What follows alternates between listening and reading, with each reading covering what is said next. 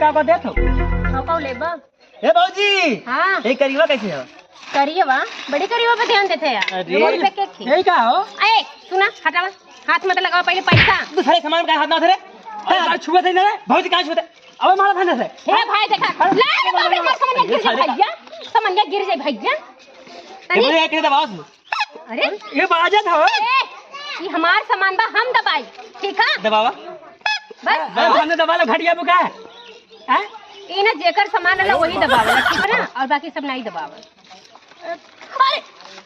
आज हमार मनसेधु ना बेचे आन है आज हम बेचे आले तू लोग ऐसे हमारे मनसेधु पसंद कर कब कहे कि आज तोरे फलाने का है ना आन बेचे पेट झगड़ा का हाँ मगर एक बार बताई तो फलाने और साइकिल उतना अच्छा ना लगा था मगर तुम्हें देखे पैसे लगा साइकिल बड़ा हाँ, देख ए बाबूजी ये सरवते कैसन मरे हे भैया ये लमका भाई के मत छूगा बड़ा दूध लागे तुम हाँ मैं दूध भरे लमका में ना यही से हे भैया एमे मलाई भरल बा दूध ना है मलाई बा अच्छा हम तो कैसा दूध अरे पैसों वैसो लेके आलो बस भौजी के लुटाई आलो हो जा कैसे देबो ये बताओ तो वाला कितने हे भाई देखा हाथ मत लगावा हमारा सौदा खराब हो जाए दूरे रहा ए भाई दूरे रहा ले लो बच्चों इधर आइए चकाचक सबके भला से हमने दे ही ना पाओ उन्हें लोग बदल के बता ए हाउ देखा काऊ लेके जान हम लेके कितना मिली है क्या हे भाई देखा तौले के पड़ी ऐसे थोड़ी ना मार मिलत है हम बहुत ज्यादा कमाल है कहीं बड़ा हां जा लेके आवा जो सारा लिखा अच्छा लिया तराजू जा हवा अमर तराजू लेके आवा जा लेके आवा पकड़ ले निकाल के लिया तराजू इन लइका ऐसे ही आफत करत हन का जानी हमार बच्चे देखा तोरे खाते में पढ़े जाते हैं पढ़ाई हम बंद कर देते हैं और एक किताबी तौल दाई अरे हमरी राम कबाड़ बदे ये चीज खाए बदे तू कब किताबिया बेच देबा अरे तो क्या करी घर वाले पैसा दे दे क्या करी तब लाई पहले हम भैया मार बने से अरे पहले मार कैसे भैया हम कबाड़ ले के तौला है तौल अरे वो कबाड़ी वाला काम करे छोड़ा देखा हां सही का तो है कि तन की दबा दे देखा भैया काम बता हटवा हटे मुतल देखा अरे गिरे लागी चुतिया आएगा दोनों होता है बच्चों देगा भाई के मार दम कीने कहीं सारे चल देख सही बने नहीं सही हाथ हटो 300 हट हे भाई देखा हमार सौदा बेच जो तोर 300 ग्राम में दे हाथ ना लगाए ठीक बने ए भैया दे है ना तौला रखा भौजी रखा हमला भौजी रख 300 ग्राम एक नल्ली मिली कैसे लल्ली एक मिली एक नल्ली एक लॉलीपॉप बस लॉलीपॉप हां लॉलीपॉप चाटत चला जाए कौन है लॉलीपॉप ए भौजी और रखे पर और रख दे हाथों के बड़ा वजन कर दे ठीक है कर बात में ये हमार सामान सबका करे चलो ठीक बा हमारे फायदा बा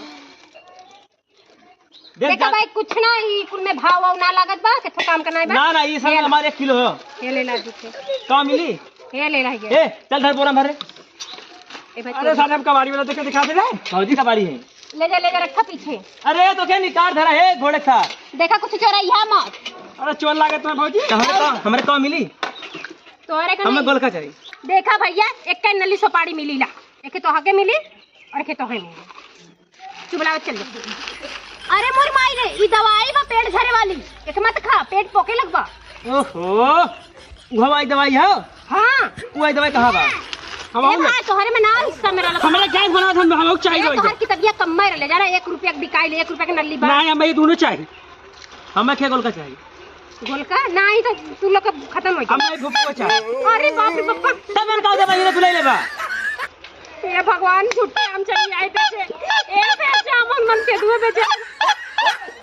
हमार तो बात अब कोई बजा के तू लोग शर्म लाज ना नदी गड़ो लोग भगवान ये तो डंडरी आ अब झूठे चली आए बेचे भले वो नहीं बेचे आवत रहा ना आज बाल के बहुत पछताती जाती अब कब्बो न बेचे आई कबाड़ बबाड़ा था हेलो महारावत भैया नहीं आज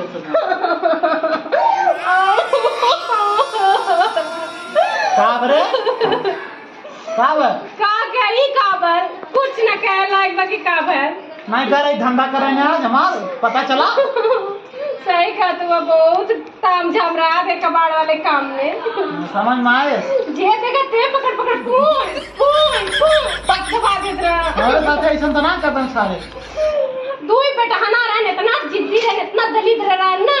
मना का पकड़ के मुर्गा भर देंगे अब जाबी आ तू बात नहीं समझ में आज हम कैसे करी था नहीं टाइम से कबाड़ से का मतलब रे भाई समझ में आए हम कैसे करत रहे? समझ में आवत हाँ कितना मेहनत करेला ना जैसे मजाक समझ ले रहे ना हम जाप कहले तू घरे में बैठा था पता चली हो सही कहते आज के बाद तू भाई अपन काम देखा हम अपन काम देखी ठीक बा हाँ, तो एक काम करके हाथ जोड़ते भैया के जाए तो बाबा के फोन करवावे अच्छा जो दूसरा काम करा अपन जो आगे बंद जबन